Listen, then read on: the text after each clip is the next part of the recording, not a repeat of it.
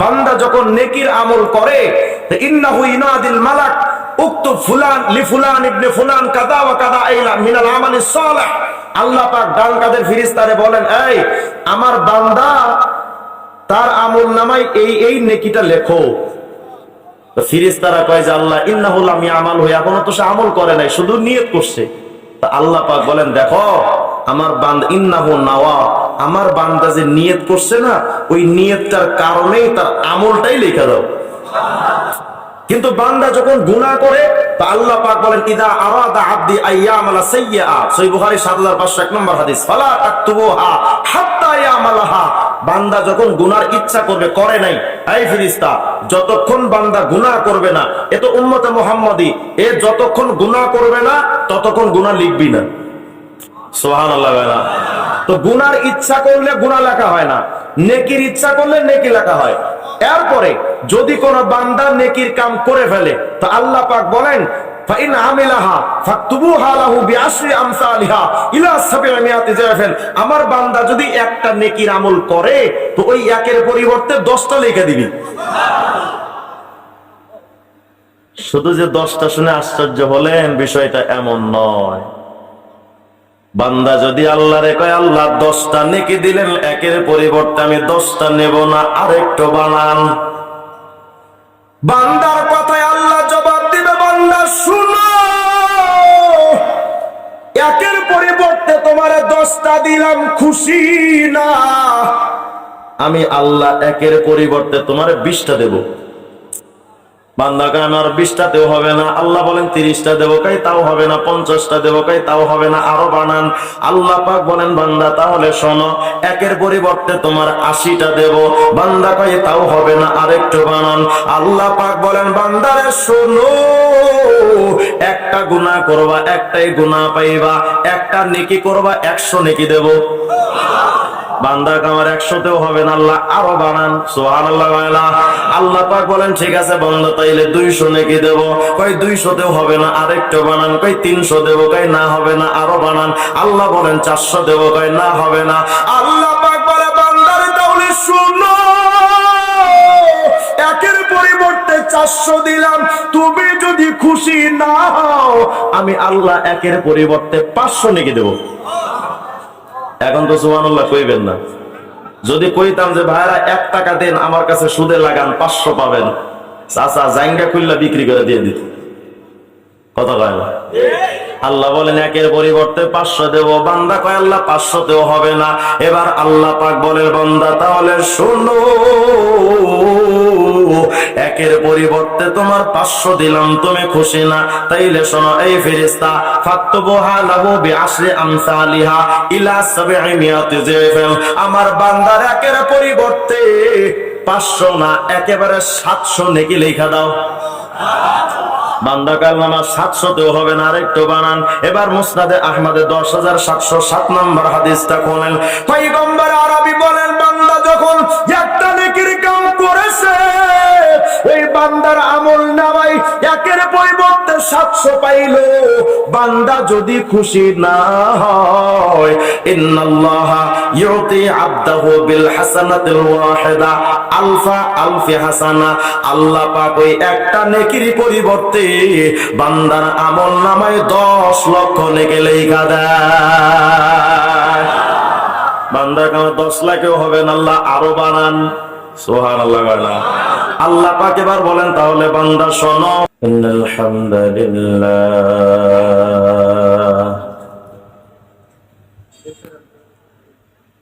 والصلاة والسلام على من لا نبي بعده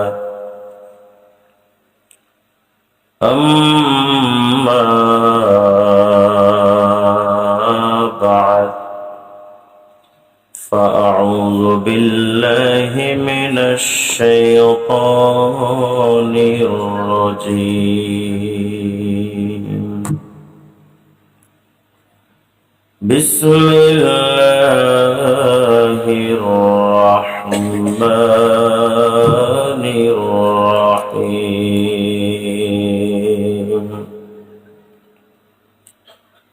يا أيها আইয়ুহাল্লাযীনা আমানু তাকুল্লাহ হাক্কা তুকাতিহি ওয়ালা তামুতুন্না ইল্লা ওয়া আনতুম মুসলিমুন। وقال تعالى في موضع آخر قد أفلح من زكاها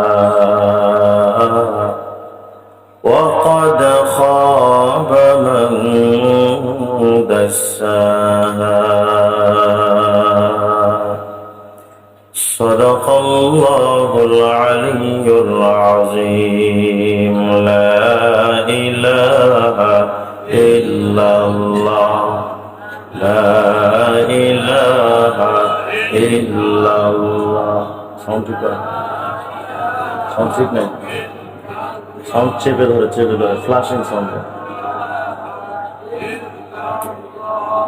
لا إله إلا الله لا إله إلا الله لا إله إلا الله لا إله إلا الله لا إله إلا الله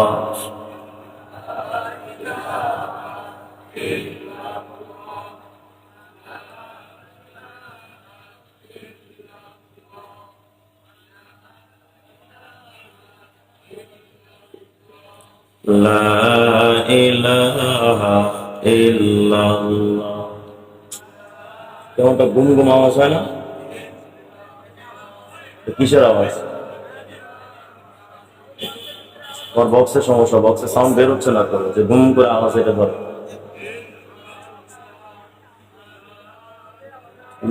এই তোমার বক্সে লুজ কানেকশন আছে কোথাও?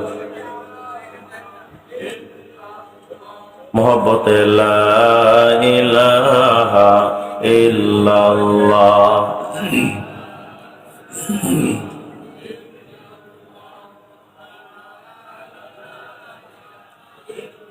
জনম জনম যদি গাহি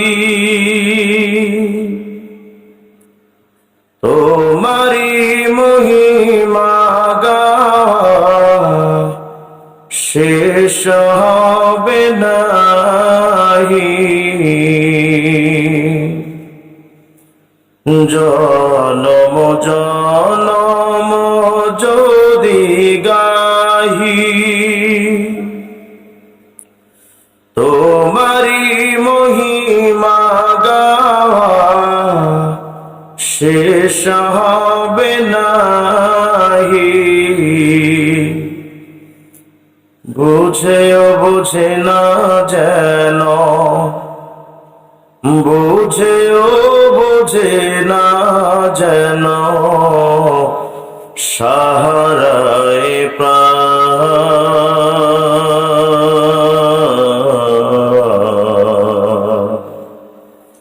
তুমি রহমান তুমি মেহেরবান অন্ধ গাহে না শুধু তোমারি গুণগান বুঝেও বুঝে না তবু শান তুমি রহমান তুমি মেহেরবান। সবাই কণ্ঠ ছেড়ে গলা ছেড়ে আওয়াজ করে সমবেত কণ্ঠে উচ্চ আওয়াজে একসাথে বলেন আল্লাহু আকবার। আমরা গোলাম কার? আমাদেরকে জীবন্ত রাখেন কে? মৃত্যু দান করেন কে? ফাঁসিতে ঝুলানোর আগে প্রাণ ভিক্ষা দেওয়ার মালিক কে? প্রধানমন্ত্রী, রাষ্ট্রপতি। প্রাণ ভিক্ষা দেওয়ার মালিক কে? রিজিক দেওয়ার মালিক কে? সম্মান অপমানের মালিক কে? সন্তান দেওয়ার মালিক খাজা বাবা, চন্দ্রপাড়া, ল্যাংটা শাহ, সন্তান দেওয়ার মালিক কে? সাত জমিন আসমানের একচ্ছত্র মালিক একমাত্র কে? সে আল্লাহ পাক বড় মেহেরবানি করে আমাদেরকে এখানে হাজির করেছে। এই জন্য সময়টাকে গুরুত্ব দেওয়া, যেহেতু রাত অনেক গভীর হয়ে গেছে, আমি বেশি লম্বা সময় আপনাদের সামনে আলোচনা করব না। তবে আমি মানব জীবনের সফলতার মানদণ্ড কি সেটা সম্পর্কে আলোচনা করতে চাই। মানুষ সফল হবে কখন, ব্যর্থ হবে কখন, সফলতার মূল জায়গার ইতিহাস কি? অর্থাৎ এক কথায় দুনিয়াদারিত্বে সবচেয়ে বড় লেভেলে পৌঁছানো, এটা কি সফলতা? বড় এমপি হওয়া বা মন্ত্রী হওয়া, এটা কি সফলতা? না আসলে ইসলামের সফলতাটা কোনটা, এটা আমাদের জানার প্রয়োজন আছে না নাই? তবে আমি আপনাদের মনোযোগ আকর্ষণ করছি, যেহেতু রাত অনেক গভীর, সময় অপচয় হবে না, এদিক সেদিক আলোচনাও হবে না, সামান্য কিছু গোছানো আলোচনা আপনার জীবনের জন্য। এই একটা আলোচনায় যদি মন দিয়ে এই আলোচনা শুনে যদি আমল করতে পারেন, তা আমি এতটুকু শিওর, কোরআন যদি সত্য হয়, হাদিস যদি সত্য হয়, এই একটা আলোচনার পরিপূর্ণতার উপরে যদি আলোচনা করতে পারেন, ইনশাআল্লাহ আপনার মৃত্যুর সময় আজরাইল যখন আসবে, তো ফিরিস্তারা জান্নাত থেকে জান্নাতের পোশাক রুমাল সহকারে, সুগন্ধিময় রুমাল নিয়ে আপনার কাছে এসে আপনার জানটা কবজ করে নিয়ে আল্লাহ পাকের কাছে সুন্দরভাবে হাজিরা দিবে, যদি এই সামান্য জিনিসের উপর আমল করতে পারেন। আজকের সভ্যতা আপনাকে বলে দিবে, দেখো 10টা বাড়ির মালিক যদি তুমি হতে পারো তো তুমি সফল ব্যক্তি। আজকের সভ্যতা আপনাকে বুঝাবে, দেখো ভালো মেকআপ টেকআপ করে খুব সুন্দরভাবে সেজে প্রোডাক্ট ব্যবহার করে টান টান ফেস তৈরি করে যদি মনোমুগ্ধকর চেহারা বানাতে পারো, এবং যদি বিশ্ব সুন্দরী প্রতিযোগিতায় তুমি নাম্বার 1 হও, তাহলে তুমিই সফল। আজকের সভ্যতা আপনাকে বলবে, আপনি যদি গ্রামের ওয়ার্ডের মেম্বার হন তো আপনি ওয়ার্ডের সফল ব্যক্তি। আজকের সভ্যতা আপনাকে বলবে, যদি আপনি চেয়ারম্যান অথবা এমপি মন্ত্রী হন তবে আপনি সফল ব্যক্তি। আজকের সভ্যতা আপনাকে বোঝাচ্ছে, যারা সমাজে আলো ছড়ায় তাদের কোনো মূল্য নাই, যারা সমাজে সুদের বন্যা বইয়ে দেয় সেই ডক্টর ইউনূসরা নোবেল পুরস্কার পায়। আজকের সভ্যতা আপনাকে এটা বুঝাচ্ছে, যেই সমস্ত নর্তকীরা যারা তাদের বডি ফিটনেসকে জাতির সামনে উলঙ্গপনার সাথে দেখালো, তারা যদি কোনো কারণে মাদকাসক্তির কারণে যদি গ্রেফতার হয়, তাদেরকে রাজরানীর মতো গ্রেফতার করা হয়, তাদেরকে কারাগারে নিয়ে ফুলেল শুভেচ্ছা জানানো হয়, তাদেরকে সুন্দরভাবে আবার কারাগারে থাকতে দেওয়া হয়, আবার তাদেরকে গ্রেফতার করে মুক্তি দেওয়ার পর আদর আহ্লাদ করে সুন্দরভাবে ঘরে পৌঁছে দেওয়া হয়। আর যারা সমাজে নোংরামি ছড়িয়েছে, অশ্লীলতা ছড়িয়েছে, এই সমাজ তাদেরকে আলোকিত মানুষ হিসেবে ফুলের শুভেচ্ছা দেয়, কিন্তু আলোকিত মানুষ মামুনুল হকরা গরুর রশি দিয়ে তাদেরকে টানা হয়। এই সভ্যতা আজকে আপনাকে এই পর্যন্ত পৌঁছে দিচ্ছে। কি বলবো আফসোসের কথা, আমার বাংলাদেশে রত্ন গর্ভা পুরস্কার দেওয়া হয়, মানে যেই সমস্ত মায়েরা রত্ন ধারণ করবে পেটে, সোনালী সন্তান ধারণ করবে পেটে, যোগ্যতা সম্পন্ন বুদ্ধিজীবী টাকলাদের গর্ভে ধারণ করবে, তাদের মাদেরকে রত্ন গর্ভা পুরস্কার দেওয়া হয়। কাদের মা? জাফর ইকবাল, শাহরিয়ার কবির মুরগিচড়া, হুমায়ুন আজাদ বেজার, এগুলোর মাদেরকে রত্ন গর্ভা পুরস্কার দেওয়া হয়। অথচ এই এক একটা বুদ্ধিজীবী বাংলাদেশের সমাজের জন্য এক একটা কীট আর ভাইরাসের উদাহরণ করেছে। তাদের মাদেরকে যদি রত্ন গর্ভা পুরস্কার দেওয়া এটা যদি যুক্তিসঙ্গত হয়, আমরাও দাবি করতে পারি এই সমাজে রত্ন গর্ভা পুরস্কার পাওয়ার যোগ্য একমাত্র মামুনুল হকদের সন্তানদের মায়েরা। তাদের মাদেরকে আলেমদেরকেই রত্নকররা পুরস্কার দেওয়া দরকার। যেই সমস্ত আলেম ওলামা সন্তানদের দিলের মধ্যে কোরআন ঢোকায়, যেই সন্তানরা মাদকাসক্ত হয় না, যেই সন্তানরা বাপ মাকে বৃদ্ধাশ্রমে পাঠায় না, যেই সমস্ত সন্তানরা মানুষদেরকে আলোর পথ দেখায়, আজও পর্যন্ত চ্যালেঞ্জ করে বলা যায় প্রশাসনে যারা সুদ থেকে বেঁচে আছে, ঘুষ থেকে বেঁচে আছে, খবর লন ওদের পেছনে কোন আলেমের মেহনত আছে। আলেমদের মেহনতের কারণে আজও পর্যন্ত মানুষ আলোর পথ পাচ্ছে। দুঃখজনক হলেও সত্য, চোর বাটপাররা সমাজে বুক ফুলিয়ে চলে, আর যারা আলোকিত সমাজ গড়ার প্রত্যয় ব্যক্ত করে সে আলেমদেরকে কারাগারে ঢোকানো হচ্ছে। এজন্য সমাজ পাল্টাচ্ছে না, আর পাল্টাবেও না। পাল্টাবে কেমনে? আমি তো বলি যাদেরকে কারাগারে ঢুকানো হয় তাদেরকে কারাগারে না ঢুকিয়ে চোর বাটপার সন্ত্রাস লুটতরাজ দুর্নীতিবাজ যাদেরকে কারাগারে ঢুকানো হয়েছে আলেমদেরকে সসম্মানে বের করেন। প্রতিদিন 1 ঘন্টা কারাগারে একটা সবক, একটা ওয়াজের ব্যবস্থা করেন। মামুনুল হকদেরকে নিয়ে ওয়াজ করান, 1 মাস আমল করেন, চোর বাটপাররা ওলি হয়ে ফিরবে। কিন্তু সেগুলো করা হবে না। ওরা মনে মনে ভাবে মোল্লারা আর বুঝে কি, মোল্লাদের মাথায় কিচ্ছু নাই। এতদিন তারা বলতো মোল্লার দৌড় মসজিদ পর্যন্ত। অবশেষে আফগানের তালেবান পাগড়িওয়ালা মোল্লারা যখন ক্ষমতায় গিয়া যাওয়ার আগেই যখন পৃথিবীর সুপ্রিম পাওয়ার আমেরিকার মানুষদেরকে ভয় দেখিয়ে ব্যাস আফগান থেকে তাড়িয়ে দিল, এখন আর কয় না যে মোল্লার দৌড় মসজিদ পর্যন্ত। কারণ ওরা জানে যে মোল্লার দৌড় মসজিদ পর্যন্ত না, এখন মোল্লার দৌড় সংসদ ভবন পর্যন্ত। ওরা জানে যে এখন আলেমদেরকে এটা বলে ধাক্কা দিয়ে লাভ নাই। ওরা মনে করতো আলেমদের মাথায় কিচ্ছু নাই, ওরা ভাবতো মুসলমান আল্লাহওয়ালাদের মাথায় কিচ্ছু নাই।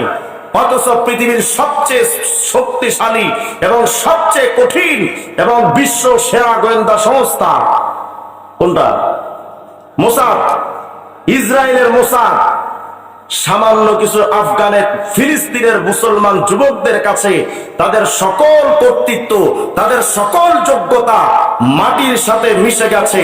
এমনকি ইসরায়েলের মতো এমন কঠিন এক রাষ্ট্র যারা প্রতিরক্ষা ব্যবস্থার জন্য আয়রন ডোম ব্যবস্থা করেছিল, সেগুলোকেও ফাঁকি দিয়ে ওই ফিলিস্তিনের মুসলমানদের রকেট গিয়ে হামলা করছে। এই জাতি আজ বুঝতে শিখেছে যাদেরকে তোমরা বোকা মনে করতে তারা আসলে বোকা নয়। যারা তোমরা দুনিয়াদারিত্বের মধ্যে ডুবে আছো তোমরাই আসল বোকা। আমার এক উস্তাদ একবার আপনাদের পাটনা পাগলাগারদে আসছিলেন।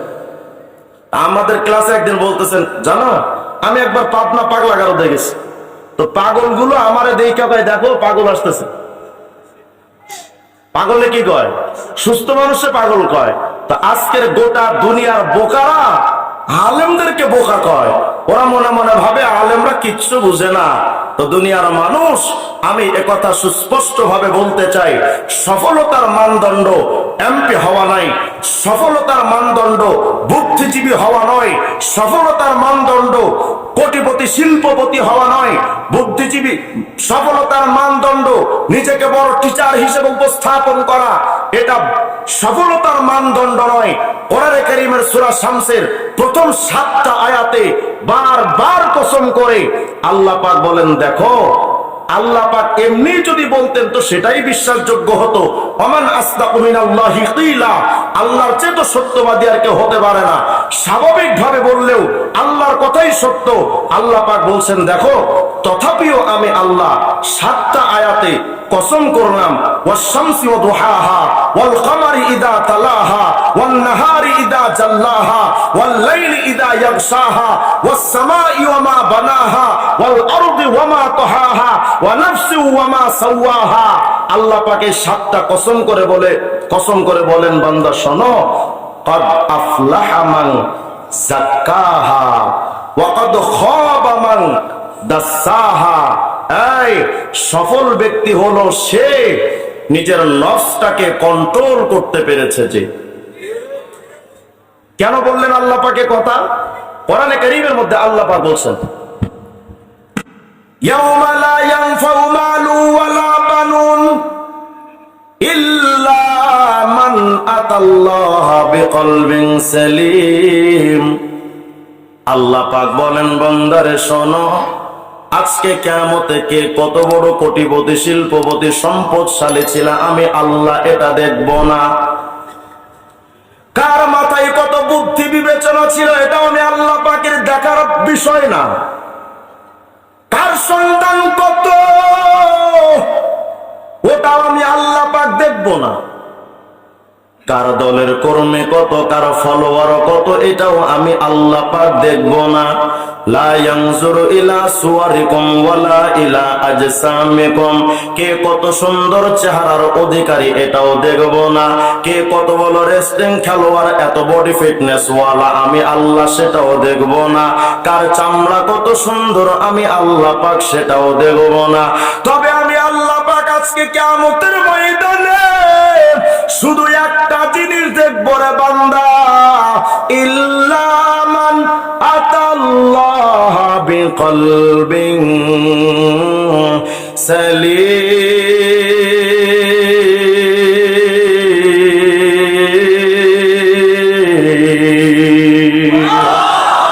আল্লাহ পাক বলেন আমি শুধুমাত্র তোমার একটা জিনিস দেখবো, তোমার এই অন্তরটাকে তুমি সাজিয়েছো কিনা, তোমার এই অন্তরটা সজ্জিত কিনা। এই অন্তরটাকে বানানোর কথা বলেছেন কে? যদি বলেন হুজুর তো বানাবো কেমনে, আপনাকে যদি আমি বলি ভাই চলেন একটু তাবলিগে যায়, তো বলে হুজুর আরো 5টা বছর যাক না তারপরে ভালো হয়েছে মনে। ভাই একটু দাড়িটা রাখে না, হুজুর এটা কি করেন, এখনো বিয়ে শাদী করি নাই, একটু বিয়েটা করি তারপরে না হয় দাড়িটা রাখবো না। যদি বলা হয় ভাই সুদটা ছাইড়া দেন, হুজুর আর মাত্র 5টা বছর খাই, এরপরে ঠাড়া পড়বে তারপর ঠিক হম। কথা বল, মানে আমরা মনে মনে ভাবতেছি যে আমরা আর কিছুদিন পর ঠিক হয়ে যাব। আমার তো দুঃখ লাগে যারা আমেরিকার দালালি করে, আমরা তাদেরকে হিট করে বলি তুই লাল কুত্তাদের দালাল। যদি কেউ ইন্ডিয়ার দালালি করে আমরা তাকে হিট করে বলি তুই গরুর মুখ খাওয়া দাদাদের দালাল। যদি কেউ চায়নার দালালি করে তা আমরা তাকে অ্যাটাক করে বলি তুই চুংচাং ভুংবাং চায়নার দালাল। যদি কেউ জাপানের দালালি করে আমরা তাকে জাপানি বলে ধিক্কার দিয়ে থাকি। তো দুনিয়ার মানুষ, এই পৃথিবীর সবাই দালাল, কেউ দালালি থেকে আলাদা নয়। কেউ আমেরিকার দালাল, কেউ চাইনার দালাল, কেউ জাপানের দালাল, কেউ বা ইসরায়েলের দালাল, কেউ বা ইন্ডিয়ার দালাল, আবার কেউ বা নফসের দালাল, নফসের গোলাম। আমরা নফসের কথা চাওয়া চলি না। যদি বলেন হুজুর আমি নফসের গোলামি করি না, তো তুমি চুরি করো কেমনে, তুমি পর নারীর দিকে তাকাও কেমনে, তুমি নামাজ বাদ দিয়ে ঘুমায় থাকো কেমনে, তুমি ফেসবুকে মেয়েদের সাথে চ্যাটিং করো কেমনে, তুমি অন্য মেয়েদের সাথে প্রেমালাপ করো কেমনে, বোঝা গেল এই অপরাধ আমাদের মধ্যে আছে বলেই আমরা নফসের গোলাম। কারণ নফস আপনাকে বলবে এই শোন গুনাহ কর, গুনাহ কর। আল্লাহ পাক পবিত্র কোরআনে সূরা ইউসুফের মধ্যে হযরত ইউসুফ আলাইহিস সালামের একটা কথা আজীব ভাবে তুলে ধরেছেন।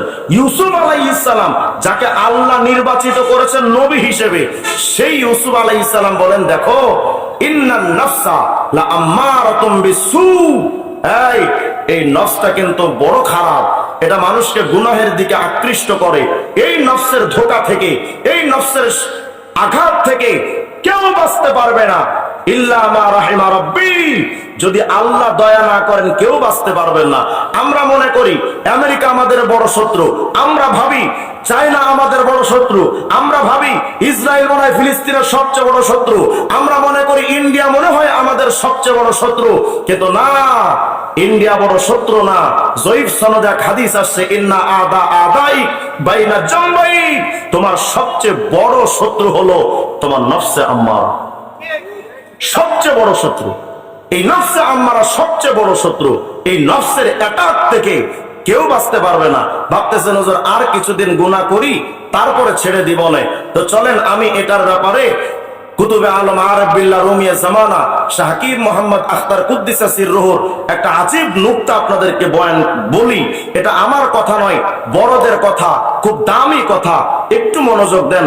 হযরত করাচির হযরত বলেন দেখো ভাই তুমি তো ভাবতেছো আর কিছুদিন গুনাহ কইরা মোটামুটি ভালো হয়ে যাবে, আর কিছুদিন গুনাহ করবে এরপরে সুফি সাধক হয়ে যাবে। করাচির হযরত বলেন শোনো, এটা একটা ধোঁকা তোমার, এটা একটা ভুল চেতনা, এটা একটা ভুল ধারণা। বলে কেন? বলে এই নফসটার কথা যত মানবা নফস তত তোমাকে গোলাম বানাবে। এই নফসের কথায় যত গুনাহ করবা, গুনার প্রতি তোমার আকৃষ্টতা তত বাড়বে। এই নফসের কথা মেনে গুনাহ করে করে কখনো এই নফসকে কন্ট্রোল করা যায় না। এই নফসকে কন্ট্রোল করতে গেলে একটা জিনিসের দরকার। এটার দলিল দিতে গিয়ে তিনি সহিহ বুখারীর এক riwayat হাদিস দিয়ে দলিল দিচ্ছেন। করাচির হযরত বলেন, দেখো মিয়া, এই নফসের সাথে বন্ধুত্ব হলো জাহান্নামের। একটু মনোযোগ দেন। এই নফসের বন্ধুকে বলেন না কে? কেন? কারণ এখান থেকে গুনাহের সূচনা হয়, আর এই গুনাহ মানুষকে টেনে নিয়ে যায় জান্নাতে। কোথায়? জাহান্নামে। তাহলে গুনাহের পথ চলার পথ শুরু হলো মানুষের নফস থেকে, আর গিয়ে শেষ হলো কোথায়? জাহান্নামে। তাহলে জাহান্নামের সাথে একেবারে হাইওয়ে রোড হলো কার? বলেন না কার? নফসে আম্মারার। একটু মনোযোগ দেন ভাই, আশা করি আপনাদের এই আলোচনাটা অনেক উপকারে আসবে ইনশাআল্লাহ। তাহলে এই নফসের শেষ আশ্রয় কোনটা? জাহান্নাম। তাহলে জাহান্নামের বন্ধু নফসে আম্মারা। আরো সহজ ভাবে, নফসে আম্মারার বন্ধু হলো জাহান্নাম। আর আমরা জানি বন্ধুর চরিত্র যা, অন্য বন্ধুর মধ্যে সেটাই কিন্তু চলে আসে, তাই না? যার সাথে যার সম্পর্ক হয় তার আখলাক চরিত্র সব অপর বন্ধুর মধ্যে চলে আসে। তো যেহেতু এই নফসের সম্পর্ক জাহান্নামের সাথে, তাহলে জাহান্নামের যত চরিত্র আছে, আখলাক আছে, গুণ আছে, গুণাবলী যা আছে, সব গুণাবলী আছে নফসে আম্মারা। তো চলেন জাহান্নামের গুণ কি? করাচির হযরত বলেন, দেখো বুখারী শরীফের একটা হাদিস আসছে, রাসূল আরবি আলাইহিস সালাম বলেন, ইউলকা ফিন্নার, মানুষকে জাহান্নামে ফেলা হবে। জাহান্নামে গুনাহগার পাপিষ্ঠদেরকে জাহান্নামে নিক্ষেপ করা হবে। আল্লাহ পাক যতই নিক্ষেপ করবেন ততই জাহান্নাম, আল্লাহ পাক জিজ্ঞেস করবেন, এই জাহান্নাম, হালিম তালাতি, তুমি কি পরিপূর্ণ হয়েছো? পেট ভরেছে? তো জাহান্নাম বারবার বলতে থাকবে যে, আল্লাহ, এত বড় বড় মানুষ আমার পেটের মধ্যে দিলেন, কিন্তু হালমে মাজিদ, হালমে মাজিদ, আমি জাহান্নামের পেটটা ভরে নাই। আল্লাহ সুদখোর কই? আল্লাহ ঘুষখোর কই? আল্লাহ হারামখোর কই? আল্লাহ জালেম কই? আল্লাহ মুতাকাব্বির কই? আল্লাহ গীবতকারী কই? আল্লাহ শিকায়াতকারী কই? আল্লাহ রিয়াকারী কই? আল্লাহ হারামখোরেরা কই? আল্লাহ আলেমদের বিরুদ্ধে যারা দাঁড়াতো তারা কই?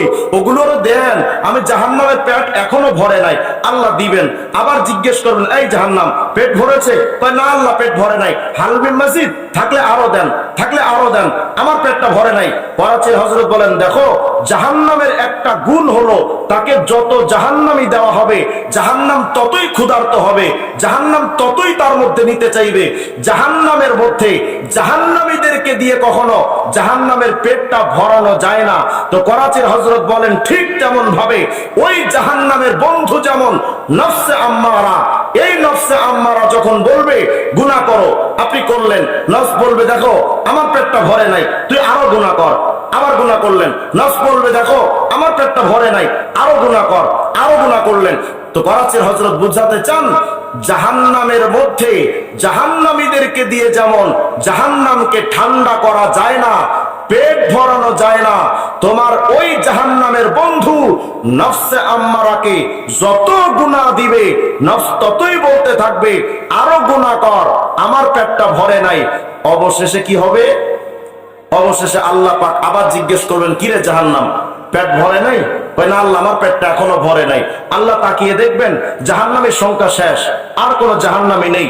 অবশেষে আল্লাহ পাক জাহান্নামের বক্তব্য, জাহান্নামের চিৎকার বন্ধ করার জন্য ফায়াদাউর রব কদমাহু আলাইহা, বুখারী শরীফের riwayat, নবীজি বলেন, অবশেষে আল্লাহ পাক তার কুদরতি কদম জাহান্নামের উপরে, আল্লাহ পাক তার কুদরতি পা জাহান্নামের উপর চাপিয়ে দিবেন। যেই মাত্র চাপাবেন তো জাহান্নাম চিৎকার দিয়ে বলতে থাকবে, কত কত, বাস বাস, আমার পেট ভরে গেছে, আমার আর লাগবে না, আমার পেট ভরে গেছে। করাচির হযরত এক আজীব আরেফানা নুকতা ইস্তেমবাদ করেছেন। করাচির হযরত বলেন, মিয়া, জাহান্নামের পেটটা ভরে আল্লাহর কুদরতি পা পড়ার পরে, তার মানে জাহান্নামের আরেকটা গুণ হলো তার পেট ভরে যাবে আল্লাহর পা পড়ার কারণে। এই মিয়া, জাহান্নাম যেমন জাহান্নামীদেরকে দিয়ে তার পেটটা ভরে না, তোমার নফসে আম্মারা যতই গুনাহ দিবে নফসের পেট ভরবে না। জাহান্নামের পেট যেমন ভরে যায় আল্লাহর কুদরতি পা পড়ার কারণে তোমার নফসে আম্মারা ঠান্ডা হয়ে যাবে, গুনাহ থেকে চুপ হয়ে যাবে। জাহান্নাম যেমন ঠান্ডা হয় আল্লাহর পা পড়ার কারণে তোমার নফসে আম্মারা ঠান্ডা হয়ে যাবে। আল্লাহর জিকির চালু করে দিন, আল্লাহর জিকির চালু করে দিন। তাহলে এই নফসকে ঠান্ডা করার জন্য কাজ কয়টা? বুঝেন নাই? কয়টা? এক নাম্বার গুনাহ না করা। বলেন এক নাম্বার, বলেন এক নাম্বার গুনাহ না করা। দ্বিতীয় নাম্বার জিকির চালু করা।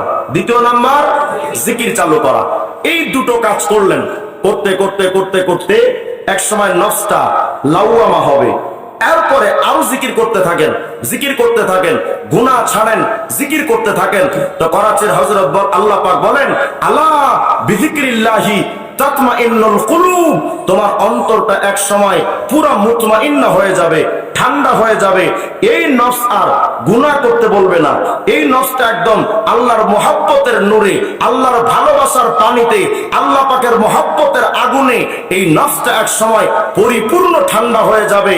যখন এমন একটা নফস বানাতে পারবা যে তোমার দ্বারা আর কোনো গুনাহ হচ্ছে না, তোমার নফসটা আর গুনাহ চাচ্ছে না। আল্লামা রুমি বলেন, এই মিয়া, এমন নফস যদি বানাতে পারো তো তোমার ওই নফসের মধ্যে মনে রেখো আজীব এক জিনিস তৈরি হয়েছে। কি জিনিস? আল্লামা রুমি মুসলিমের রুমিতে বলেন, দেখো মহিলাদের যেমন মাসিক আছে, রুমি রহমতুল্লাহ আলাইহি বলেন পুরুষেরও তেমন মহিলাদের মতো মাসিক আছে। আরে ভাই, কি আজীব কথা এটা! এটা আমার কথা নয়, আল্লামা রুমির কথা। আল্লামা রুমি বলেন মহিলাদের যেমন মেন্স হয়, মাসিক হয়, পুরুষেরও তেমন হয়। বলে এটা আবার কেমনে? তা আল্লামা রুমি বলেন, দেখো মহিলাদের মাসিকের ব্লাডিংটা নাপাক, আর তোমার নফসের গুনাহের চাহিদা এই খাবাসাত এটাও নাপাক। তো নাপাকির দিক থেকে ফাইন্নাল হাওয়া হাইদুর রিজাল, মানুষের গুনাহের চাহিদা এটা পুরুষের হায়েস, পুরুষের মাসিক। বলে কেন বললেন রুমি এই কথা? আল্লামা রুমি বলেন, দেখো মহিলাদের প্রতি মাসে মাসিক হয়, কোন একটা মাসে যদি মাসিকটা বন্ধ হয়ে যায়, অর্থাৎ ব্লাডিংটা আর হচ্ছে না, মহিলারা সুস্থ, আর ব্লাডিং হচ্ছে না, রক্ত আসে না, তো তুমি পরীক্ষা করে দেখো যে ওই মহিলার মাসিকের রক্ত বন্ধ মানে তার পেটে কোনো বাচ্চা জন্ম নিচ্ছে। কথা কয় না? তার মানে মহিলার পেটে যদি বাচ্চা অ্যাকসেপ্ট হয় তাহলে কিন্তু আর ব্লাডিং হয় না। তো আল্লামা রুমি বলেন, দেখো তুমি গুনাহ ছেড়ে দাও আর জিকির চালু করো। এই দুটো করতে করতে এক সময় তোমার এই নফস থেকে আর গুনাহ আসবে না। মহিলাদের যেমন ব্লাডিং রক্ত আসে না, তোমার এই নফস থেকে আর গুনাহটা আসবে না। তো মনে রেখো, মহিলার ব্লাডিং বন্ধ, রক্ত আসা বন্ধ মানে তার পেটে যেমন বাচ্চা জন্ম নিচ্ছে। আল্লামা রুমি বলেন, শোনো, তোমার নফস থেকে যখন গুনাহ আসাটা বন্ধ হয়ে যাবে তো মনে রেখো তোমার অন্তরের মধ্যে আল্লাহর নূর পয়দা হয়ে গেছে, আল্লাহর নূর পয়দা হয়ে গেছে। তাহলে এই নফসকে বানানোর কাজ কয়টা? আরে ভাই বলেন না কয়টা? ভাবতেছেন হুজুর একটু নাচেন, একটু গান, তাহিরের মতো একটু জিকির জুকির করেন, এগুলো ওয়াজ না ভাই।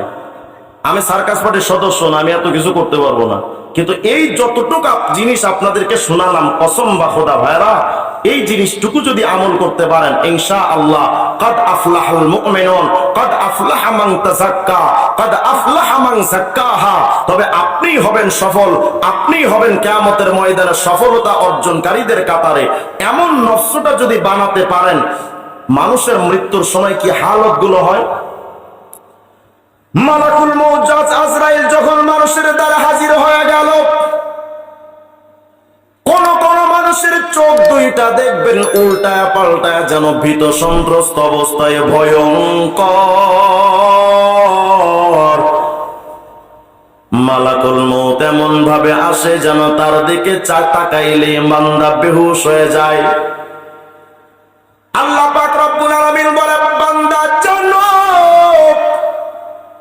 এমন একটা নফস যদি বানাইতে পারো যেই নফসের ভিতরে আল্লাহ পাকের মহব্বতে ভরা,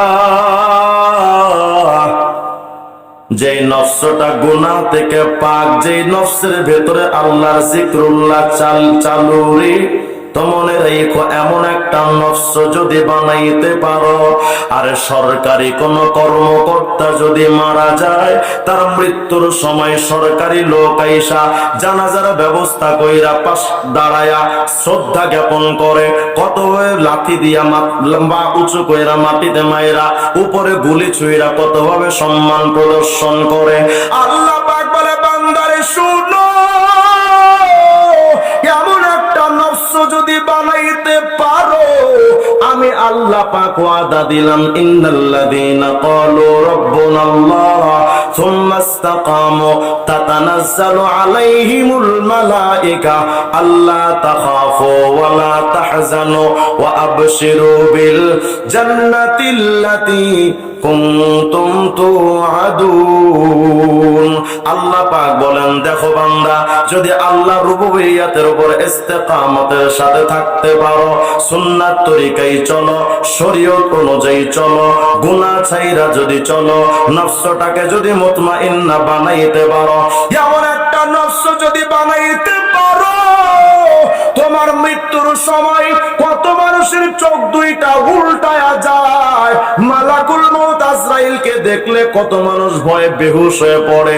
আল্লাহ পাক বলেন, টেনশন করিস না রে নফসে মুতমাইন্না, তোমার যখন নফসে মুতমাইন্না হবে, আমি আল্লাহ পাক ওই সময় সরকারি কর্মকর্তাদেরকে যেমন সম্মান দেওয়ার জন্য তাদের কর্মকর্তাদেরকে পাঠায়, আমি আল্লাহর মুহাব্বতের বান্দা নফসে মুতমাইন্নার সম্মান দেওয়ার জন্য আসমান থেকে আমি আল্লাহ ওই মুর্দার কাছে, মৃত্যু শয্যায় শায়িত নফসে মুতমাইন্নার কাছে আসমান থেকে কাতারে কাতারে ফেরেশতা পাঠাবো।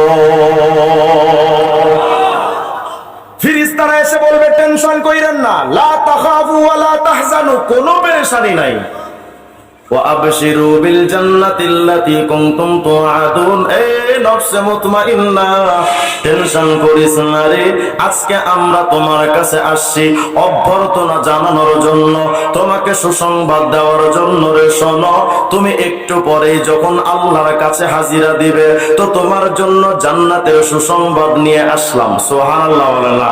বান্দার নফসটা যখন কবজ করা হয়ে যায়, তারপর আল্লাহ পাক বলেন, এ নফসে মুতমাইন্না, ইরজিই ইলা রাব্বিকি রাদিয়াতাম মারদিয়া, ইয়া আইয়াতুহান নাফসুল মুতমাইন্না, ইরজিই ইলা রাব্বিকি রাদিয়াতাম মারদিয়া।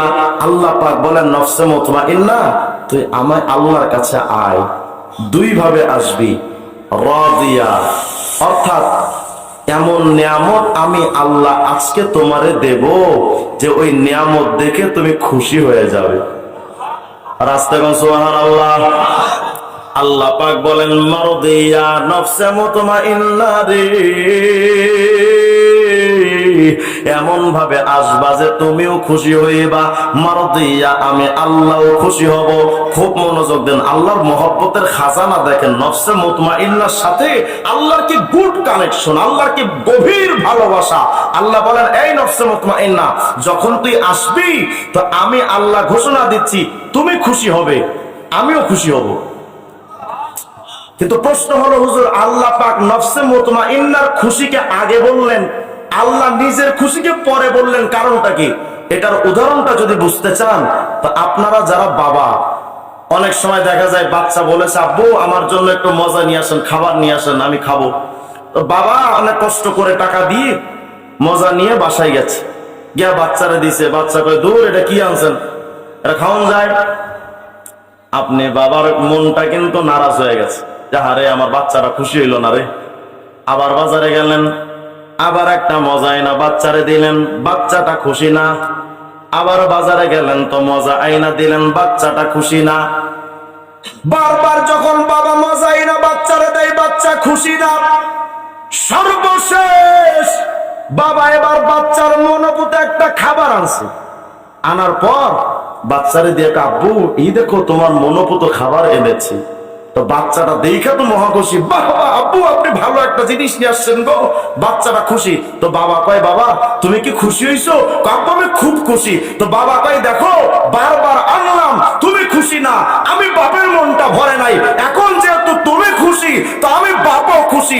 আল্লাহ পাক বুঝাতে চান এই নফসে মুতমাইন্না, দুনিয়াতে কত কষ্ট দিয়েছি, ইহুদিদের কাছে মার খাইয়েছি, খ্রিস্টানদের কাছে মার খাইয়েছি, সরকারের মাধ্যমে তোমার কারাগারে ঢুকিয়েছি, ক্ষুধার কষ্ট দিয়েছি, কত রকমের কষ্ট দিলাম। বান্দা নফসে মুতমাইন্না, আজ তুমি আমার কাছে আসো, এমন মজা দিব, এমন খাবার দিব, তুমি তো খুশি। তুমি যখন খুশি হবে তো তোমার খুশিতে আমি আল্লাহ খুশি। সুবহানাল্লাহ সুবহানাল্লাহ। এজন্য নফসে মুতমাইন্না বানানো, নফসে মুতমাইন্না বানানোর কাজ কয়টা বলেন না? কয়টা? এক নাম্বার গুনাহ ছাড়া, বলেন এক নাম্বার। ভাইরা বলেন না এক নাম্বার। আমি জানি এই আলোচনা মাহফিলে খায় না পাবলিকে, এগুলো ইসলাহি মজলিসের আলোচনা, মাহফিলের আলোচনা হতে হয় আরো অন্য কোয়ালিটি, কিন্তু আমি এগুলো আপনাদেরকে জোর করে খাওয়াইতে চাচ্ছি। রোড খান, এগুলো একটু মনোযোগ দেন, একটু মাথার মধ্যে ঢুকান, আশা করি এগুলোই আপনার আমার জন্য কামিয়াবি এনে দেবে ইনশাআল্লাহ। মনোযোগ দেন। নফসে মুতমাইন্না বানানোর কাজ কয়টা? এক নাম্বার বলেন, এক নাম্বার। দুই নাম্বার, নফস যখন বলবে তুই মেয়েদের দিকে তাকা, তাকানো যাবে। নফস যখন বলবে গুনার দিকে তাকা, আপনি বলবেন লা ইলাহা ইল্লাল্লাহ। নফস যখন আপনারে বলবে তুই সুদের টাকা নে, তখন আপনি বলবেন কিরে নফসে মুতআম্মারা, তুমি আমার গুনাহ করতে কও, আমি সুদের টাকা খাবো না। এবার তাসবিহ দানা হাতে নেন, বলতে থাকেন আল্লাহ আল্লাহ আল্লাহ আল্লাহ, লা ইলাহা ইল্লাল্লাহ, সুবহানাল্লাহ, আল্লাহু আকবার। বাস জিকির চালু কইরা দেন। নফসে মুতমাইন্না বলবে, যখন আপনি রাস্তা দিয়া যাবেন তো দেখবেন সুদর্শন নারী, নফসটা বলবে কিরে সুন্দর একটা মাইয়া হাইটা যাই, কেন রে তাকাও না? আপনি তখন বলবেন নফসে আম্মারা রে, তুমি তো আমারে কও মাইয়ার দিকে তাকাইতে, আর আমার আল্লাহ কয় খবরদার ওয়াকুল লিল মুমিনিনা ইয়াগুদ্দু মিন আবসারিহিম, আল্লাহ কয় খবরদার তুই মেয়েটার দিকে তাকাইস না।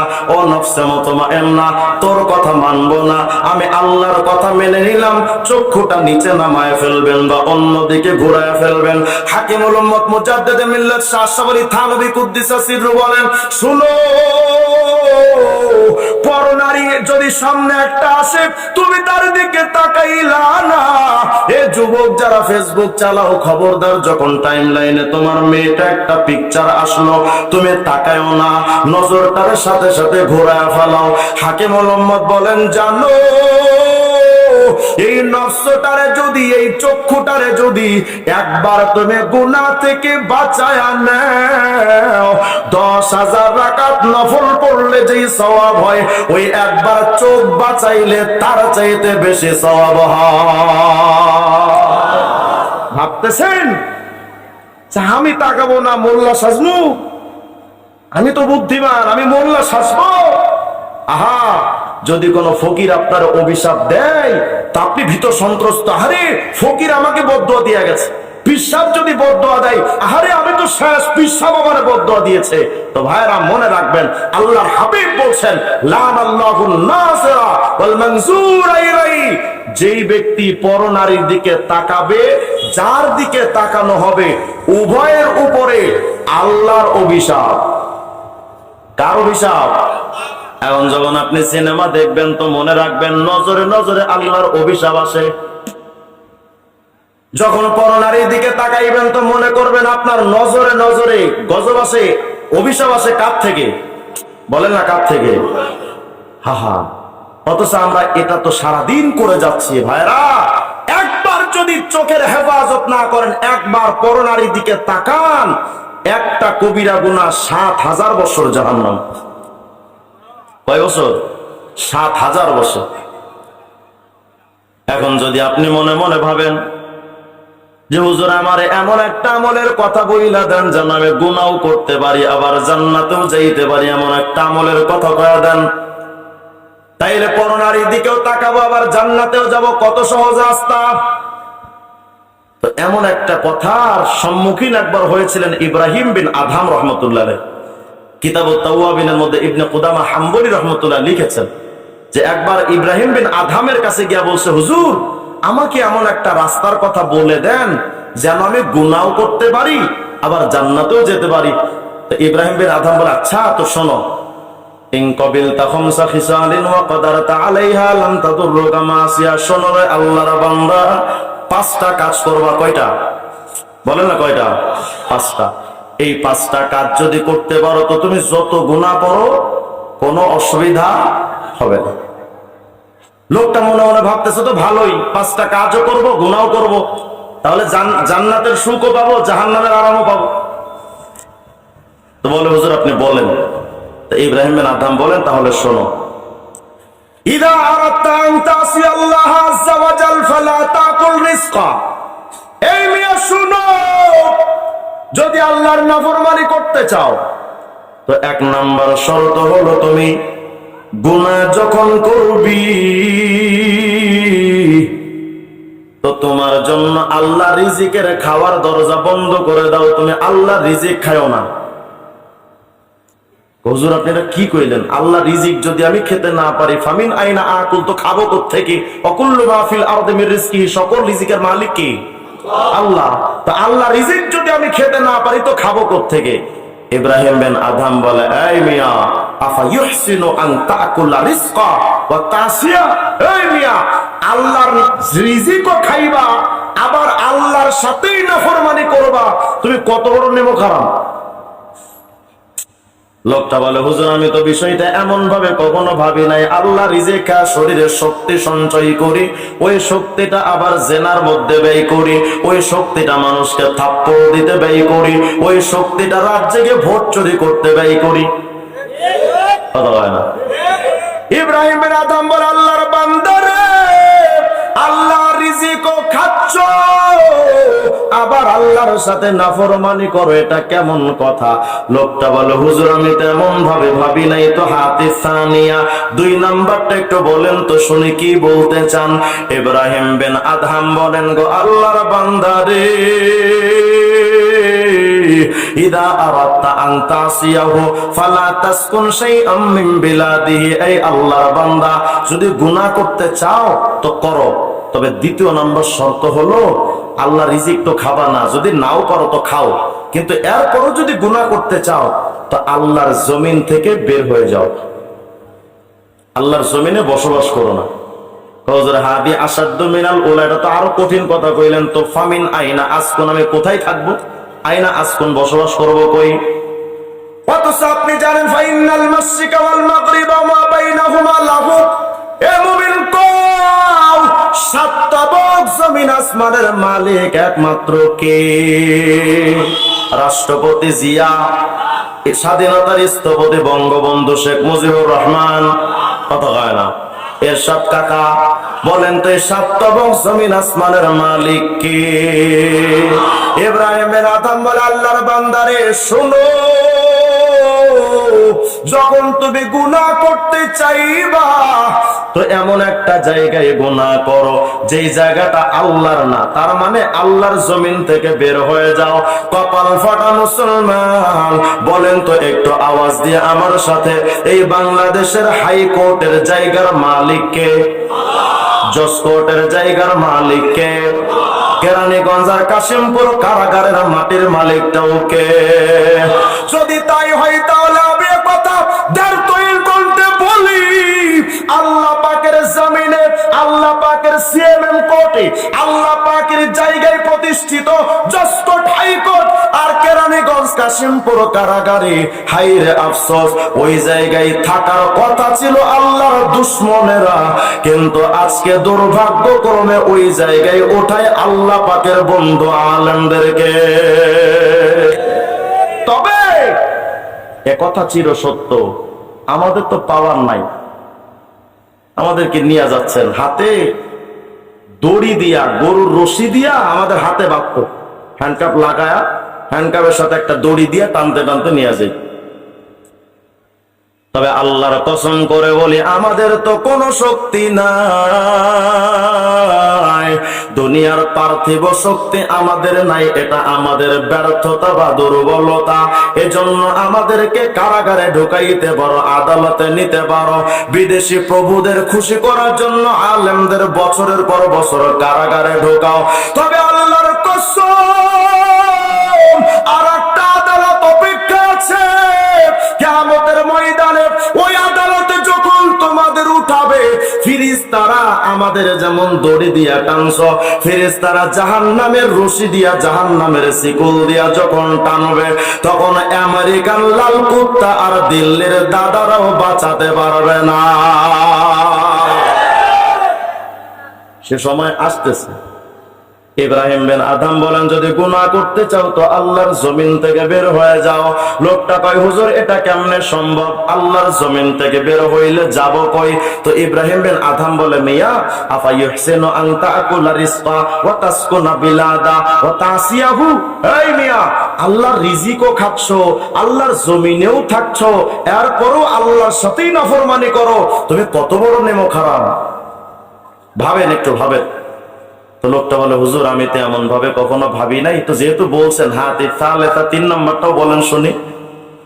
ইব্রাহিম বিন আদম বলে, আল্লাহর বান্দা রে, ইদা আরাদতা আন তাসিয়াহু ওয়া আনতা তাহতা রিজকিহি ওয়া ফি বিলাদিহি ফানজুর মাওদা আল্লাহ ইয়ারাকা ফিহি মুবারিজাল লাহু ফাসিহি ফিহি। আল্লাহর বান্দা, যদি গুনাহ করতে চাও, আল্লাহ রিজিকও খাচ্ছ, আল্লাহর জমিনেও থাকো, এরপরও যদি গুনাহ করতে চাও, তো শোনো, এমন একটা জায়গা তুমি খুঁজা বের করো, যেই জায়গায় তুমি গুনাহ করবা কিন্তু তোমার আল্লাহ তোমাকে দেখতে পাবেন না।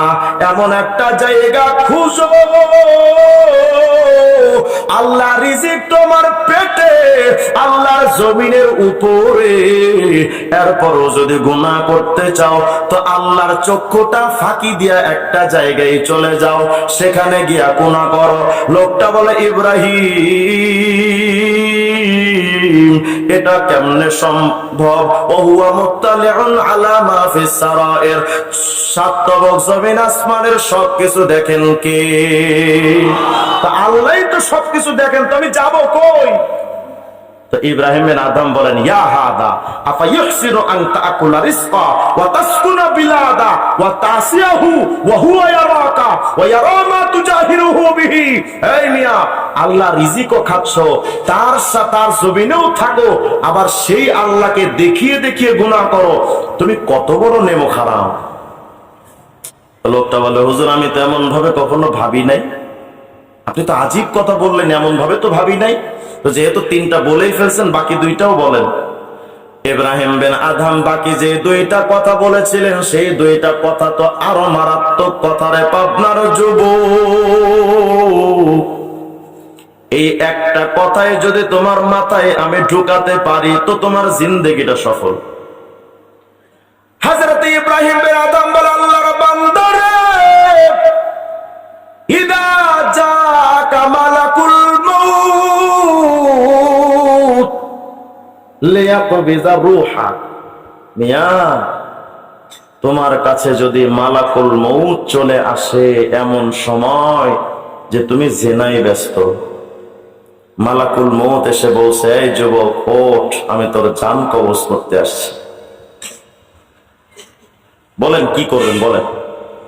সিনেমা দেখতেছেন, ইন্ডিয়ান সিরিয়াল দেখতেছেন, অথবা ক্রিকেট খেলা, ফুটবল খেলা দেখছেন, এমন অবস্থায় মালাকুল মউত কয়, এই চোখ সরা টিভির পর্দা থেকে, মোবাইল থেকে চোখ সরা, আমি মালাকুল মউত আসছি তোর জান কবজ করার জন্য। বলেন কি করবে? তো ইব্রাহিম বিন আদম বলে, আল্লাহর বান্দারে মালাকুল মউত যখন তোমার জানটা কবজ করতে আসবে, ওই সময় তুমি একটু মালাকুল মউতের রিকোয়েস্ট করো, আখিরনি হাত্তা আতুবা তাওবাতান নাসুহা ওয়া আমালা আমালান সালিহা। তুমি মালাকুল মউতরে বলো, আজরাইল আপনি যে এই সময় আসবেন আমি তো জানতাম না, তো আজরাইল ভাই আমাকে একটু সুযোগ দেন, আমি একটু তওবা করে নেই, একটু ভালো আমল করে নেই, তারপরে কবরে যাবো নে, একটু মালাকুল মউতের থেকে ঘন্টা খানিক একটু সময় চেয়ে নিও। তো হুজুর মালাকুল মউত তো আমাকে 1 সেকেন্ড সময় দিবে না। ইব্রাহিম বিন আদহাম বলেন, ইন্নাকা তা'লাম আল্লাম তাকদির আন তাদফা আনকাল মাউত লিতাতুবা ওয়া তা'লামু আন্নাহু ইযা জাআকা লাম ইয়াকুল লাহু তাখির। যখন তুমি জানোই যে মালাকুল মউত তোমাকে 1 সেকেন্ড সুযোগ দেবে না, তো তুমি কেমনে গুনাহ করে মুক্তির আশা করো, কেমনে বলো? ভাইরা একটু ভাবেন, বাজান একটু ভাবেন। ইব্রাহিম বিন আদহামকে বলে, হুজুর তো হাতিল খামেসা 5 নাম্বারটা বলেন। ইব্রাহিম বিন আদহাম বলেন, আল্লাহর বান্দা তাহলে শুনো, ইদা জাকা যাবানিয়া ইয়াউমাল কিয়ামাহ, জাহান্নামের ফেরেশতারা যখন জাহান্নামীদেরকে নেওয়ার জন্য জাহান্নামের শিকল নিয়ে যখন আসবে, গলায় হাতে পায়ের মধ্যে বেড়ি পড়ায় যখন তোমারে টান দিয়া জাহান্নামের দিকে নিয়ে যাবে, ওরে আল্লাহর বান্দা তখন তুমি কি করবে? তো ফালা তাযহাব মাহুম, তুমি গুনাহ করো, কিন্তু এই ফেরেশতারা যখন কিয়ামতে তোমার ধরতে আসবে, তো তুমি ফেরেশতাদের সাথে যাইও না। তুমি বইলো যে আমি যাবো না, আপনারা জানগা। হুজুর এটা বইলা লাভ কি? আমারে তো তারা 1 সেকেন্ড সুযোগও দেবে না, ছেড়েও যাবে না। লা ইয়াদাউনানি, আমাকে তো একবারের জন্য ছেড়েও দেবে না, ধরেই তো নিয়ে যাবে। তো ইব্রাহিম বিন আদহাম বলেন, মিয়া ফাকাইফা তারজুন নাজাত, তাহলে তুমি কিভাবে গুনাহ করে মুক্তির আশা করো বলো? যুবক ভাইরা, হযরত ইউসুফ পয়গম্বর এক আজীব নুকতা আপনাদেরকে শোনাই। ইউসুফ পয়গম্বর অসংখ্য তাফসীরের কিতাবে আসছে, ইউসুফ পয়গম্বরকে যখন জুলাইখা নিয়ে গেছে 7টা দরওয়াজা বন্ধ করে ভেতরে সুন্দর একটা ঘরের মধ্যে ইউসুফকে নিয়ে গেছে। একদিকে পৃথিবীর সর্বশ্রেষ্ঠ সুন্দরী হযরতে ইউসুফ পয়গম্বর, সবচেয়ে বড় সুন্দরী ইউসুফ পয়গম্বর, আবার মিশরের রাজরানী সবচেয়ে সুন্দরী জুলাইখা, ঘরের মধ্যে আর কেউ নাই, 7টা দরজা। ইউসুফরে ডাকতেছে, ইউসুফ আমি জুলাইখা সেজে গুজে আসছি, ফুল প্রস্তুতি নিয়ে আসছি, কেউ ডিস্টার্ব করবে না, কোনো অসুবিধা হবে না, পৃথিবীর কেউ জানবে না। ইউসুফ আমার মন চায় তোমার সাথে শারীরিক সম্পর্ক স্থাপন করতে। ইউসুফ পয়গম্বরকে ডাকছে, ইউসুফ একটু ফিরে তাকাও না। ইউসুফ পয়গম্বর জুলাইখার দিকে একটু ফিরেও তাকান না। সুবহানাল্লাহ বলবেন না? বলেন তো নফসের কি পরিমাণ ওই সময় নফসের সাথে মুজাহাদা ছিল ইউসুফ পয়গম্বর। ইউসুফ পয়গম্বর বলছেন, ইন্নান নাফসা লামারাতুম বিসু, যে নফসটা বড়ই খারাপ, খারাপ জিনিসের আদেশ দেয়। এই নফস কখনো আল্লাহ দয়া না করলে কেউ বাঁচতে পারবে না। তার মানে ইউসুফ পয়গম্বর বোঝাতে চান, আমি নবী, আল্লাহ যদি দয়া না করতেন তো আমি বাঁচতে পারতাম না। তাফসীরে রুহুল মাআনির মধ্যে লিখেছে, ইন্নান নাফসা, শুরুতে ইন্না হরফে মুসাব্বাবিল ফাইল, এটা আনা হয়েছে এজন্যই যে এটা দাওয়াম এবং ইস্তেমরারের অর্থ দেয়। তার মানে আল্লাহ বোঝাতে চেয়েছেন, দেখো নফসটা সবসময় ধোঁকা দেয়, যৌবন কালেও দেয়, বুড়া কালেও দেয়, কিন্তু যৌবন কালে সে গুনাহ করতে সক্ষম থাকে আর বুড়া কালে সে অক্ষম থাকে, এতটুকুই পার্থক্য। কিন্তু নফস সারা জিন্দেগি মানুষকে ধোঁকা দেয়। ইউসুফ পয়গম্বর ফিরেও তাকায় না। তো জুলাইখা ভাবতেছে, ইউসুফ তো তাকায় না, তো দেখি একটু পাম পট্টি দিলে কাজ হয়নি, পাম দিলে মানুষের কাজ হয় না। তো ভাবতেছে দেখি ইউসুফের একটু প্রশংসা করি, দেখি ইউসুফ ফিরে তাকায়নি। তো জুলাইখা বলতেছে, ইউসুফ মা আহসানা ওয়াজহাক, ইউসুফ তোমার চেহারাটা কতই না সুন্দর, কতই না চমৎকার, তোমার সৌন্দর্য কত চমৎকার তুমি দেখতে। মিয়া সাহেব, ইউসুফ পয়গম্বর কি আজীব এক জবাব দিয়েছে জানেন? ইউসুফ পয়গম্বর বলছেন, জুলাইখা আমার চেহারা তো সুন্দর বলে আমাকে আকৃষ্ট করো, কিন্তু আমার এই সৌন্দর্যে আমার কি কৃতিত্ব আছে? ও জুলাইখা, এই চেহারাটা তো আমার বানানো না, ফির রহমে সাওয়ারানি রব্বি, আমার এই চেহারা তো মাতৃগর্ভে আমার আল্লাহ বানিয়েছেন, তা আমার বানানো। একটু ভাবেন তো ভাইরা, একটু ভাবেন। আপনি তো আপনার সৌন্দর্য ফুটিয়ে মেয়েদেরকে ক্রাশে ফেলতে কত সুন্দর দাড়ির স্টাইল করেন, ক্লিন শেপ করেন, কত মেকআপ করেন। আর ইউসুফ পয়গম্বর ফিরেও তাকান না জুলাইখার দিকে। তো জুলাইখা ভাবতেছে কি আজীব জবাব দিল ইউসুফ, ভাবতেছে দেখি আরো একটু বলে দেখি। তো জুলাইখা বলছে, ইউসুফ মা আহসানা শারক, তোমার চুলগুলো কতই না সুন্দর ইউসুফ, এত সুন্দর চুল তোমার। ইউসুফ আলাইহিস সালাম এমন এক জবাব দিয়েছেন ভাইরা, এমন এক আজীব জবাব দিয়েছেন ইউসুফ পয়গম্বর। ইউসুফ বলেন, জুলাইখা আমার এই চুলের কথা আমারে স্মরণ করিয়ে দাও। আরে আমি তো আমার চুলের সৌন্দর্যে আমি বিমোহিত নই।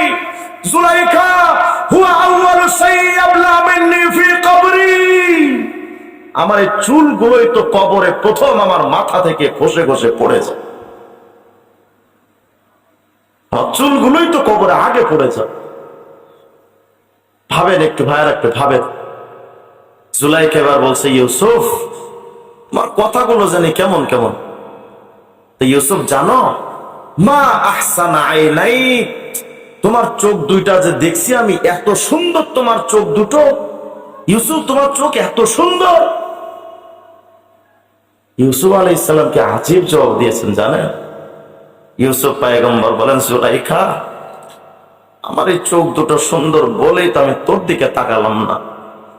আরে জুলাইখা আমার এই চোখ দুটো সুন্দর বলে বিহিমা আনজুরু ইলা রাব্বি, আমার এই চোখ দিয়ে আমি তোরে দেখবো না, আমি আমার আল্লাহকে দেখবো, আমি আমার আল্লাহকে দেখবো, তোরে দেখবো। ইউসুফ পয়গম্বরকে কোনোভাবে নিজের দিকে আকৃষ্ট করতে পারে না। অবশেষে জুলাইখা ভাবছে দেখি ইউসুফের কাছে যায় একটু। তো জুলাইখা নিজের জায়গা থেকে হেঁটে ইউসুফের দিকে আসতেছে। ইউসুফ পয়গম্বরও সামনে যায়, জুলাইখাও পেছনে যায়, ইউসুফও সামনে যায়, ফিরেও তাকান না। জুলাইখা রাজরানী তো, একটা আত্ম অহংকার তো আছে। জুলাইখা রেগে বলতেছে, আরে ইউসুফ আদনু মিনকা ওয়া তাতাবাআদু মিন্নি, আমি তোমার কাছাকাছি আসি আর তুমি দেখে আমার থেকে দূরে দূরে যাচ্ছ, এটা কেমন কথা?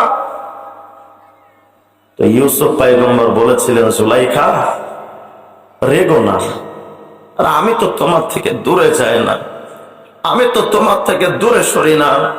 উরিদু বিযালিকাল কুরবা মির রাব্বি, আমি তো তোমার থেকে দূরে যাচ্ছি না, বরং আমি আমার আল্লাহর কোলের কাছে যাচ্ছি।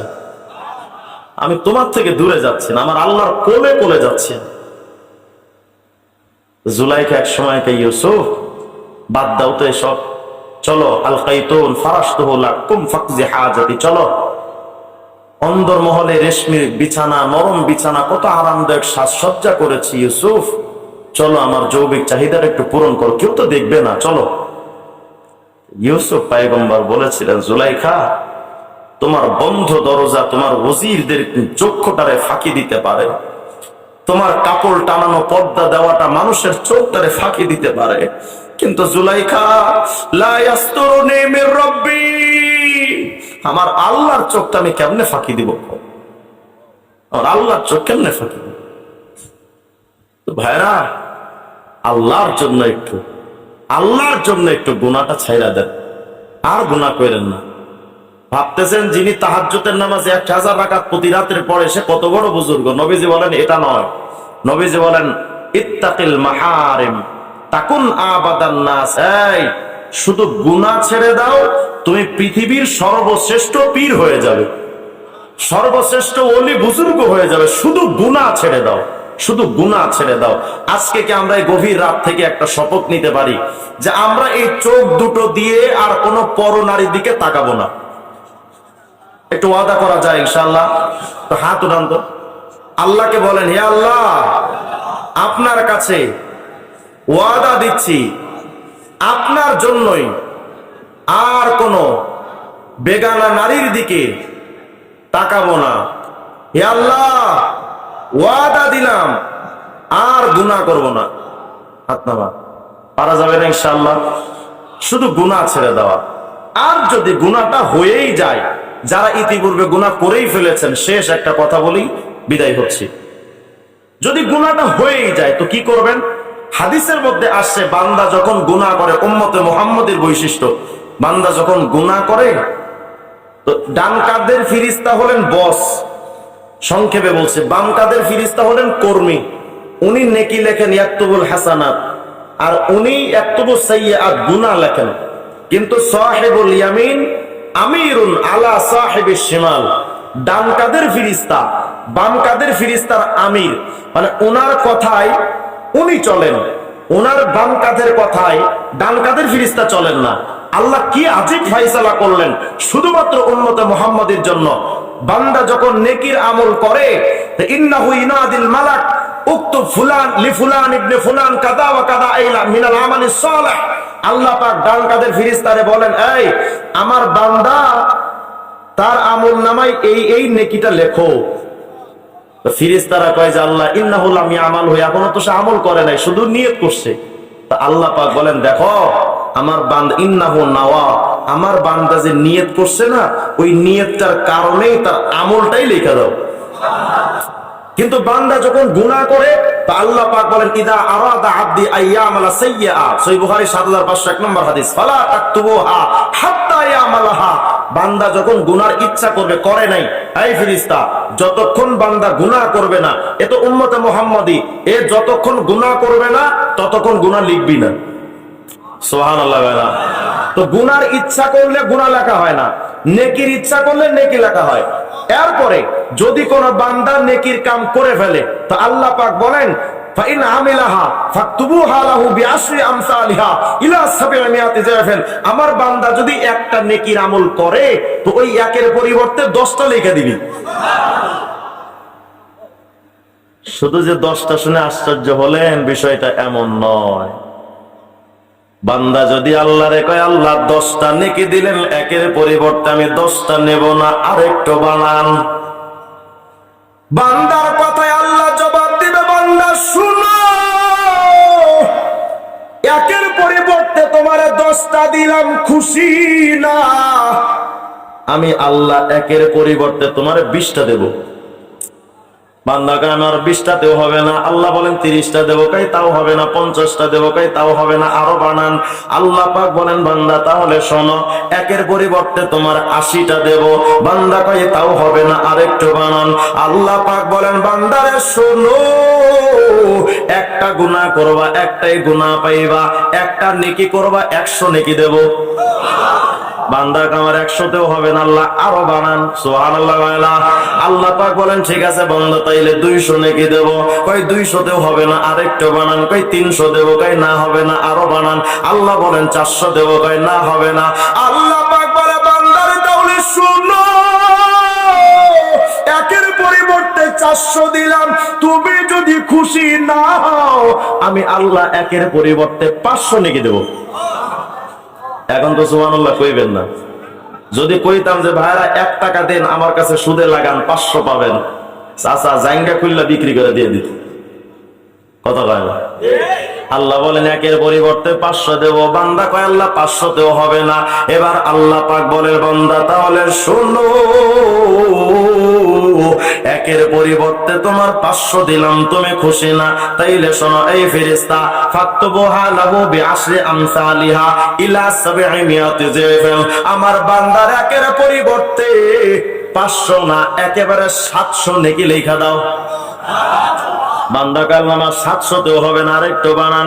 এবার মুসনাদে আহমদে 10707 নম্বর হাদিসটা খোলেন। পয়গম্বর আরবি বলেন বান্দা যখন একটা নেকির কাম করেছে, ওই বান্দার আমল নামায় একের পরিবর্তে 700 পাইলো, বান্দা যদি খুশি না হয়, ইন্নাল্লাহা ইউতি আবদাহু বিল হাসানাতিল ওয়াহিদা আলফা আলফি হাসানা। আল্লাহ পাক ওই একটা নেকির পরিবর্তে বান্দার আমল নামায় 10 লক্ষ নেকি লেখা দেয়। বান্দার কাছে 10 লাখও হবে না, আল্লাহ আরো বানান। সুবহানাল্লাহ। আল্লাহ পাক এবার বলেন তাহলে বান্দা শোনো, 10 লাখ নেকি দিলাম, তুমি বান্দা খুশি না? মুসনাদে আহমদে 10707 নম্বর হাদিস খোলেন। পয়গম্বরের সাহাবী হযরত আবু হুরায়রা রাদিয়াল্লাহু আনহু বলেন, আল্লাহ পাকের কসম, আমি আবু হুরায়রা আমার নিজের কান দিয়ে দিয়া বিশ্ব নবীর জবান মোবারক থেকে শুনেছি। নবী আমার বলেন, ইন্নাল্লাহা ইউতিহি বিল হাসানাতিল ওয়াহিদা আলফি হাসানা। বান্দা যখন একের পরিবর্তে 10 লাখ পাই খুশি না, তো আল্লাহ পাক বলে বান্দা তাহলে শোনো, ওই একের পরিবর্তে তোমার আমল নামায় 20 লক্ষ নেকি লেখা দিলাম। বান্দা এখন আল্লাহ তুমি কি শুরু করছো? কি শুরু করছি মানে তুমি একবার একটা নেকি দাও, আবার 10টা দাও, আবার 100 500 700, আবার কও 10 লাখ, এখন আইছো 20 লাখ। এই যে তুমি গুনে গুনে দেও, আল্লাহ তোমার জন্য কি গুনে গুনে দেওয়া মানায়? রাস্তায় সুবহানাল্লাহ। বান্দা যদি জিগায় বান্দা তুই কি, আল্লাহ যদি জিগান বান্দা তুই কি কইতে চাও কও। বান্দা এখন কয় গো আল্লাহ, আপনার জন্য গুনে গুনে দেওয়াটা মানাই না, কারণ আপনার কাছে ধন ভান্ডারের কোনো কুল কিনারা নাই। আল্লাহ আপনার একটা নাম হলো আজিম, আইলা ইন্তেহা আলা। আল্লাহ আজিম নাম আপনার, মহান আপনি, আপনার তো কোনো কুল কিনারা নাই, আপনার তো কোনো সীমা রেখা নাই, তো আপনি সীমিত ভাবে 20 লাখ দিবেন কেন? যেমন আপনার সীমানা নাই, একটা নেকি নিয়ে যদি আমি নফসে আম্মারা দাঁড়াই, ওই একের পরিবর্তে এত দিবেন যার কুল কিনারা থাকতে পারবে না। আল্লাহ পাক বলে বান্দা তাহলে শোনো, সূরা কাফিরের 40 নম্বর আয়াতে আল্লাহ পাক বলেন, ওয়ামান আমিলা সালিহাম মিন যাকারিন আও উনসা ওয়া হুয়া মুমিন ফাউলাইকা ইয়াদখুলুনাল জান্নাতা ইউরযাকুনা ফিহা বিগাইরি হিসাব।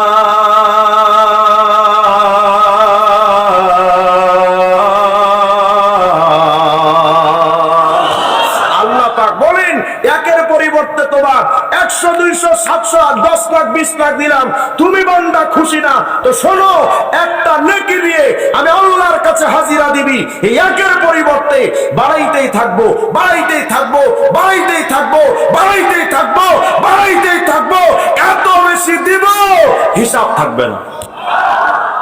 এত গেল নেকির কথা। এখন যদি গুনাহ করেন, গুনাহ যদি করেন, গুনাহ ইচ্ছা করলেও তো গুনাহ লেখা হয় না, যদি করেন। তাফসীর রুহুল মানির মধ্যে সৈয়দ মাহমুদ বাগদাদি আলুসি রাহমাতুল্লাহ আলাইহি হাদিসটি নকল করেন, বাম কাদের ফেরেশতা তো গুনাহ লেখে। খুব আজীব এক কথা, সুবহানাল্লাহ বলেন না। আল্লাহর কি দয়া দেখেন, আল্লাহ পাক এই বাম কাদের ফেরেশতারে কয়, শোন, আমার বান্দা যদি গুনাহ করে তো সাথে সাথে লিখবি না, ওই ডান কাদের ফেরেশতার অনুমতি নিতে হবে। সুবহানাল্লাহ বলেন। যেহেতু উনি হলেন আমির, উনি হলেন মামুর, ডান কাদের ফেরেশতার নেতা, বাম কাদের ফেরেশতা হলেন কর্মী। নেতা কর্মী নেতার কথা ছাড়া কাম করতে পারে না। বান্দা যখন গুনার কামটা কইরা ফালায়, বাম কাদের ফেরেশতা তখন ডান কাদের ফেরেশতারে জিগায়, বস আক্তুব, লিখবো? একটু অনুমতি দেন, অনুমতি চাচ্ছে, একটু লেখার অনুমতি দেন। ডান কাদের ফেরেশতাকে আল্লাহ আগেই জানিয়ে দিয়েছেন, শোন, আমার বান্দা গুনাহ করলেই লিখতে বলবি না। সুবহানাল্লাহ। এজন্য ডান কাদের ফেরেশতা তখন তাকে বলে, তাহু লিয়াস্তাগফিরিল্লাহ আও ইয়াতুব। ডান কাদের ফেরেশতা তখন বাম কাদের ফেরেশতারে কয়, এ বাম কাদের ফেরেশতা, এখন গুনাহটা লিখিস না, একটু দাঁড়া, আমার আল্লাহ পাকের এই বান্দার জন্য একটু অপেক্ষা কর।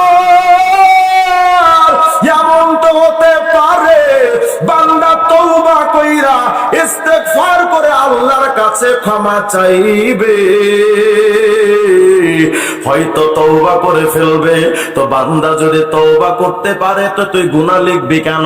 একটু অপেক্ষা কর। 2 ঘন্টা চলে গেল, 4 ঘন্টা চলে গেল, ফেরেশতা আবার জিগায়, বস 4 ঘন্টা তো চলে গেছে, কই আরেকটু থামো, আরো 2 ঘন্টা চলে গেল, 6 ঘন্টা চলে গেছে। হাদিসের মধ্যে আসছে 6 সাআত ওয়া ফি রিওয়ায়াতিন 7 সাআত, 6 অথবা 7 ঘন্টা পর্যন্ত ডান কাদের ফেরেশতা বাম কাদের ফেরেশতারে অপেক্ষা করাই তারা। এমন তো হতে পারে বান্দা তওবা কইরা ফেলবে, আল্লাহর এই বান্দা যদি গুনাহ কইরা 6-7 ঘন্টার মধ্যে যদি তওবা কইরা ফেলাই তো ওর গুনাহটা নিয়া ছুঁড়ে ফেলে দিবি, লিখবি না। সুবহানাল্লাহ। এখন আপনি 6-7 ঘন্টা চলে গেল, তওবা করলেন না, এবার ফেরেশতারা গুনাহটা লেখা ফেলাইছে। এখন আরেকটা দয়া আল্লাহর, সুবহানাল্লাহ। আল্লাহ পাকের হাবিব বলেন এক কিতাবের মধ্যে পড়ছি, পয়গম্বর আরবি বলেছেন, ইন্নাল মালাইকাতা তাসউদু ইলাস সামাই, ফেরেশতারা আসমানের দিকে চলে যান, বিকিতাবি আবদিন, বান্দার আমলনামা নিয়া, ওয়া হুয়া মামলুউন বিসাইয়্যাত, এমন অবস্থায় যান যে আমলনামার মধ্যে গুনাহটা লেখা, গুনাহ দিয়ে তার খাতাটা পরিপূর্ণ। এমন গুনার খাতা নিয়া ফেরেশতারা লৌহে মাহফুজে চলে যায়। ফাইদা লারাদাহু আলাল লাউহিল মাহফুজ ওয়াজাদাহু মাকানা, ওই ফেরেশতারা যখন ওই গুনার খাতাগুলো নিয়ে লৌহে মাহফুজে চলে যায়, ওখানে যাইয়া দেখে ওয়াজাদু মাকানাহু, ওই জায়গাটাই দেখতে পায় যেখানে গুনাহটা রাখবে, সেখানে দেখতে পায় মামলুউন বিল হাসানা, টাকা দেখে গুনাহ রাখবে যেখানে, ওই জায়গায় নেকি দিয়া ভরা। রাস্তাগঞ্জ, সুবহানাল্লাহ। ফেরেশতারা যখন দেখে তো সাথে সাথে ফায়াখিরুনা মিন শিদ্দাতিল খাউফ লিল্লাহি সুজদা, সাথে সাথে ফেরেশতারা ভীত সন্ত্রস্ত হয়ে কাঁপতে কাঁপতে সিজদায় পড়ে যায়।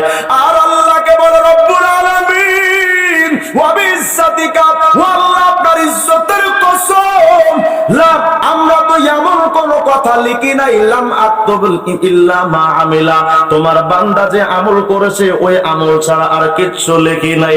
কিন্তু গৌরব, তোমার বান্দা তো করেছিল গুনাহ, আমরা এনেছি গুনাহটা নিয়া, কিন্তু আয়েশা দেখতে পেলাম এখানে নেকি দিয়া ভরা, তো আমরা তো অপরাধ করে ফেলছি নাকি, দায়িত্বে কোনো ত্রুটি হয়ে গেল নাকি, ভুল কিছু করে ফেললাম নাকি।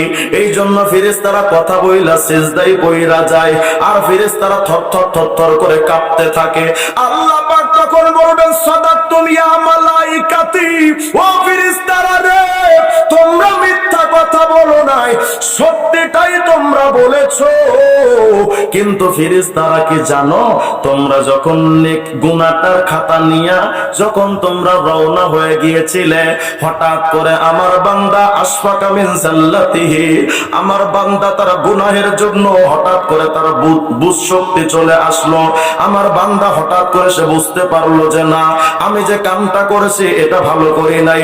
অখাফা মিন মাসিয়াতিহি, তার গুনাহের জন্য সে ভয় পাইলো যে আল্লাহর সামনে দাঁড়াবো কেমনে।